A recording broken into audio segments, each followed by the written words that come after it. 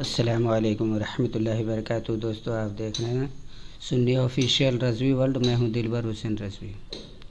نبی کریم صلی اللہ علیہ وسلم سے توسل پر ایک ایسی حدیث جس کے راوی بھی معتبر ہیں اور اس کے تمام رجال بھی صحیح ہیں اور حدیث بھی صحیح ہے۔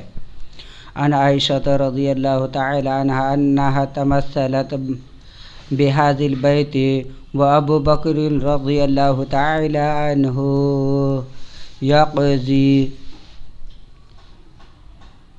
وابی يستسقي الغمام بوجهه ربيع اليتامى عصمة الارامل فقال ابو بکر رضی اللہ عنہ ذاک واللہ رسول اللہ صلی اللہ علیہ وسلم وقال الحیثمی رجاله ثقات واخرجہ احمد بن حنبل فی المسند۔ حدیث کا ترجمہ سماعت کیجیے۔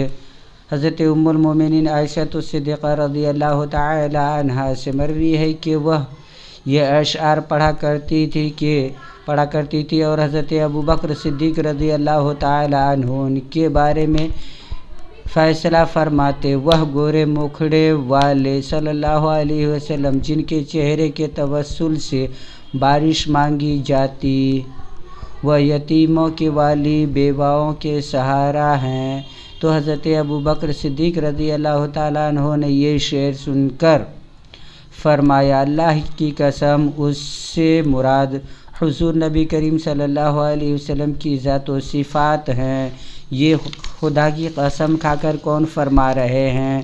حضرت ابو بکر صدیق رضی اللہ تعالیٰ عنہ۔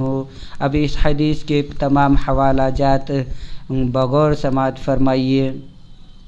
اس حدیث کو امام احمد ابن حنبل نے مسند احمد ابن حنبل جلد اول صفحہ 7 حدیث نمبر 26 میں نقل کیا۔ ابن ابی شیبہ نے اپنی کتاب مصنف جلد 5 صفحہ 279 حدیث نمبر 26067 میں نقل کیا۔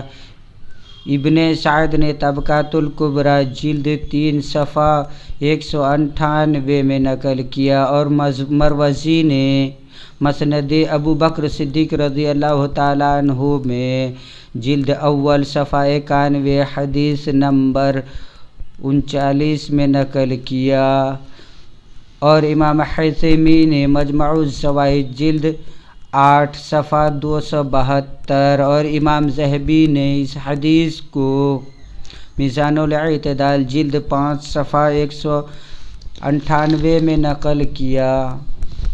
حضرات محترم، یہ تمام محدثین اور تمام صحابہ کرام رضی اللہ تعالیٰ عنہم کا عقیدہ ہے کہ نبی کریم صلی اللہ علیہ وسلم کی ذات سے اور آپ کی ستودہ صفات سے توسل لینا جائز ہے، لہذا جو بھی شخص اس کو ناجائز یا شرک کہتا ہو تو وہ تمام صحابہ اور تمام محدثین پر شرک کے فتوے لگاتا ہے۔